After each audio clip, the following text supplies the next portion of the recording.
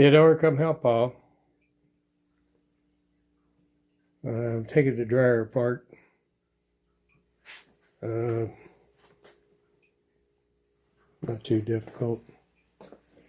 The reason I took it apart, this particular Whirlpool, it has 4 rollers that the drum rides on, and this one is defective.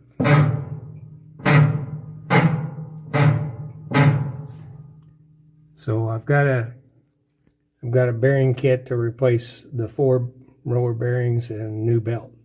Come help, Paul. I'm fixing it. I've got just a couple more panels to put on it, and I want to clean out these vent tubes.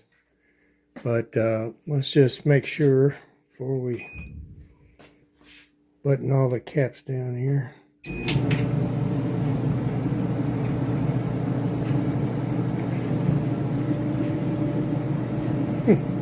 Okay. This is the inside of the dryer vent tube. Got a little bit of buildup.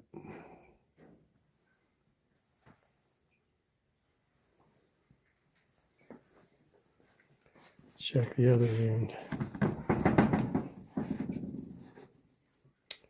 Yes.